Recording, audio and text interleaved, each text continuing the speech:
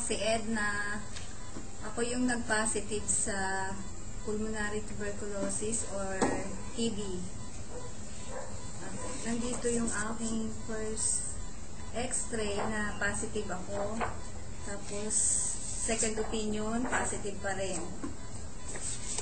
Last March 15, 2008. Then, dahil sa hirap ng buhay, hindi ako nakapagpagamot. Up to 6 months na gamutan. Nakilala ko ang iron. Trinay ko siyang gamitin for 3 days lang. Ang naging effect sa akin is yung nagpawis ako maigi, dumumi ako ng may langis, umihi ako ng pagkahaba-haba kay umaga. Tapos yun, yung tapal-tapal na ginawa ko sa dibdib, sa likod, at saka sa ilong. Try lang kasi nga, challenge ko yung sarili ko dahil hindi nga ako naggamot na binigay ng mga doktor kasi walang pambili. Tapos yun nga, sa 3 days na pagtatapal ko, pinahirapan ako ng gusto. Kasi hindi ko naramdaman yung sign lahat ng TB, na may sakit na TB. Positive lang ako sa x-ray, pero yung pakiramdam, wala sa akin. Bali, nung nag-try akong magtapal ng negative ion sa katawan ko, yun nga, yung mga sign na hinahanap ko sa sarili ko, naramdaman ko lahat for 3 days lang. Yung kailangan kong sumuka ng plema, naramdaman ko dito. So, isang araw dun sa loob ng 3 araw na yon, hindi ako pinatulog magdamag dahil pinasuka ng plema. Tapos nun, kinontinuous ko lang siya kasi natapos ko yata ang November month 2008, yung month na yon. Talagang nagsuka. Continuous yung pagsusuka ko ng plema. Tapos yun nga, November, bali, last check-up ko sana sa doktor.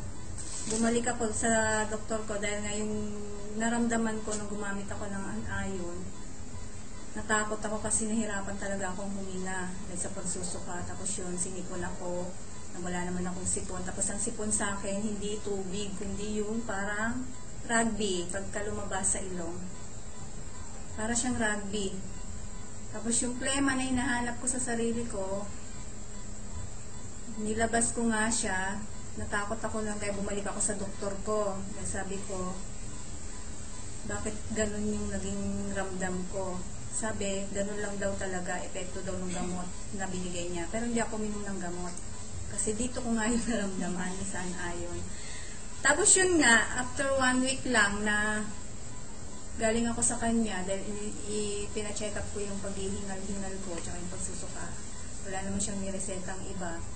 Continuous lang daw yung gamot. Tapos nung after 1 week, bumalik ako, pina-x-ray niya uli ako.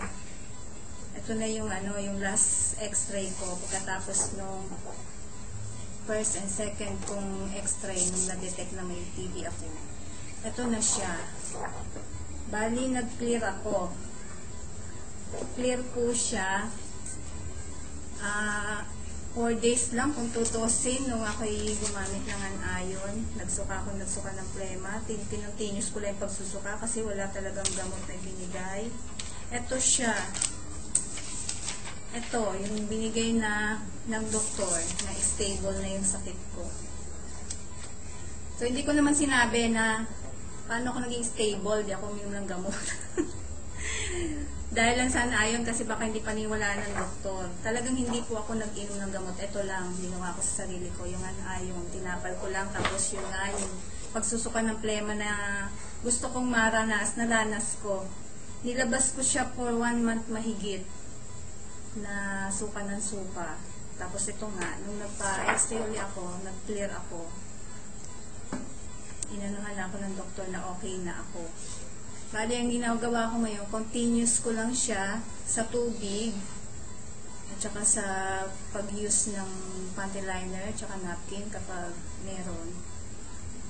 Yun na. Okay na ako ngayon.